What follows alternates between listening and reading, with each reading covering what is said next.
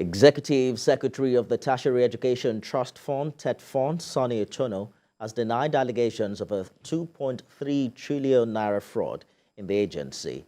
Instead, it says the federal government is indebted to the fund to the tune of 323 billion naira. Sonny Etono spoke at an investigative hearing on the alleged abuse of 2.3 trillion naira generated from the tertiary education tax by the fund from 2011 to 2023. National Assembly correspondent Joke Adisa reports. This ad hoc committee was put up last week to unravel the veracity of a claim in a motion brought on the floor of the House that TET Fund mismanaged 2.3 trillion naira said to have been generated by the fund in the last 12 years. When the Parliament is investigating an agency, we shouldn't be jumping at the wrong conclusion. From this engagement, there are three things we may take home. One, this engagement will give us an opportunity to look at the law you're operating. But the leadership of the fund was emphatic in its response. It maintains the allegation is baseless and unfounded. The Executive Secretary, Sonny Etono, said the actual sum generated from education tax from 2011 to 2022 was 2.47 trillion naira, out of which the Federal Inland Revenue Service retained 99 billion naira as cost of collection. It said the federal government since 2013 borrowed 371.3 billion naira from the fund, out of which it has paid 48 billion naira. It seeks Parliament's support in recovering the debt. Last year, 12.89 billion was given to us. In this year's budget, another 12.89 was given. In 2021, 12.89. So they are just paying, God knows how long this will take to defray the principal amount. Sonny Etono added that consultations were ongoing to suspend foreign scholarships as a result of the current exchange rate. The law did make distinction between oil and non-oil revenue, but unfortunately, the cost of collection was being applied to the entire revenue. So wrote the FIRS to give us details of collections vis-a-vis remittances to TET Fund. The agency admits it is facing some challenges, but rules out fraud. TET Fund anchors its problems on governance issues as it seeks the support of the lawmakers towards overcoming them. Joke Adisa, TVC News, Abuja. The Nigeria Labour Congress has reiterated commitment to training and retraining of its members to benefit from the emerging opportunities in the modern world of work. At the opening ceremony of the 19th edition of NLC Range School in Lagos, the leadership of the union expressed the need for strong labour movement in Nigeria to contribute to national development. Senior correspondent Sharon Ejason reports. It's the 19th Rain School, organized by the Nigeria Labour Congress NLC, with the theme Building Trade Union Resilience for Emerging Challenges and Opportunities in the World of Work. The Deputy President of NLC, Aldo Titus, who represented the President of the Congress, spoke about the challenges facing workers and stressed the need for trade unions to build stronger labour movement. In order to bolster the capacity of the workers at shop floor level, the NLC will do all it can to ensure that grassroots workers education program like the state level school, which was established by the NLC in 2005, is maintained and sustained. We are also making effort to revive the trade union education program, like the certificate in labor laws and labor relation, which the NLC ran in collaboration with the university. Reacting to the theme of the conference, the General Secretary of NLC, Emmanuel Uwoja, explained that to build a resilient trade union and tap into the new opportunities in the world of work, there is a need for capacity building.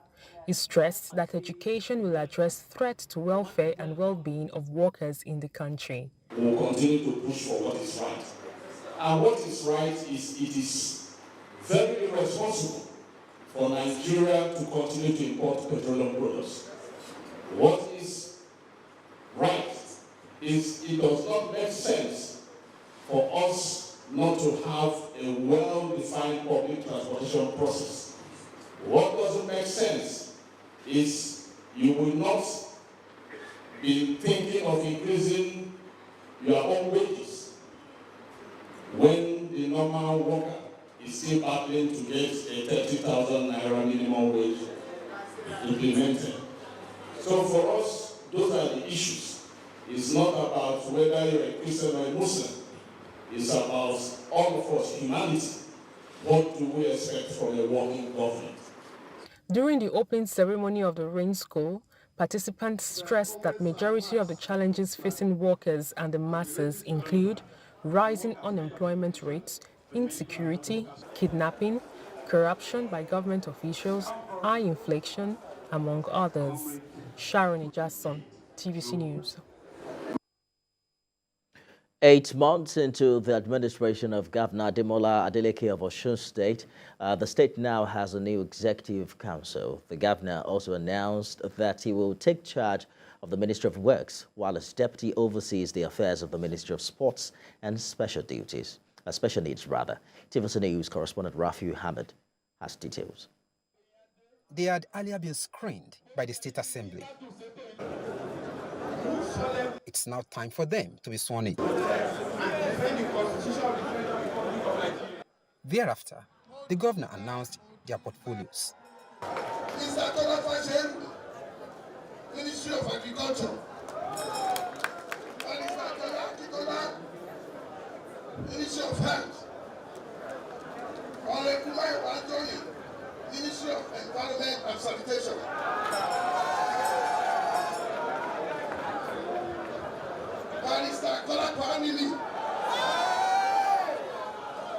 Minister of Information and Public Enlightenment. He charged them not to jeopardize the confidence reposed in them.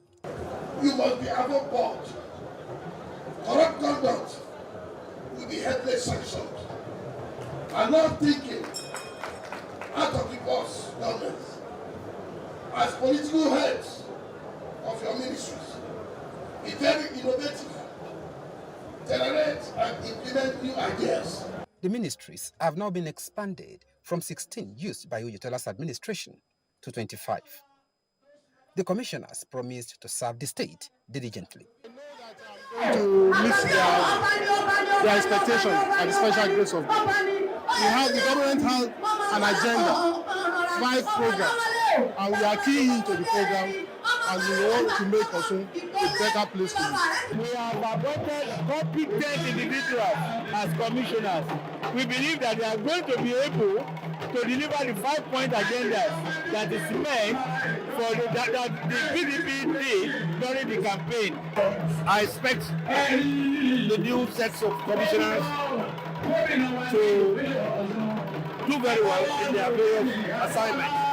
It's an opportunity for them to serve the good people of Osun. Of the 25 commissioners sworn in, 2 of them served under Rauf Aregbesol's administration between 2010 and 2018. With about 8 months into the administration, expectations of residents are high as the commissioners assume duty. Rafiu Hamid, TVC News, Osogbo. A project that will help support and provide healthcare services for 100 pregnant women in 2 suburbs has kick-started in the Federal Capital Territory. The program is expected to ensure that pregnant women are encouraged to visit healthcare facilities in order to have safe births. Health correspondent Kemi Balogun has details and will return with business news. Pregnant women remain delicate throughout their journey to childbirth. Many go through this process without any assistance from nurses or midwives, leading to several complications during childbirth. In sub-Saharan Africa, only 56% of all births take place in health facilities, leading to a 66% of the global record of maternal mortality. To help reduce this burden, humanitarian organizations like the Rotary Club of Abuja, Jabi Lakeside, is introducing the 100 Safe Arrivals project at 2 communities in the FCT. We're here to give them health talk about pregnancy tips, give them pre-vitamins, supplements, give them free antenatal care, and delivery kits. Every pregnancy deserves to be supported. The idea behind it is to help them feel loved, help them feel comfortable and confident in the healthcare system.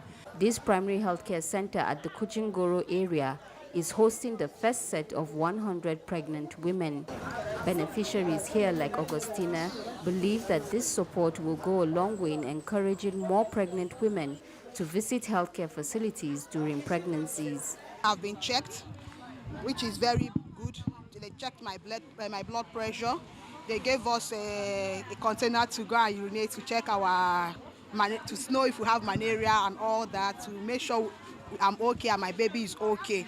And that is a very good thing for us as a mother in this condition, because we need to know that our baby is very healthy and they are okay and we are malaria free. Of our women that come here, they have challenges, economic challenges, especially when it comes to labor and delivery.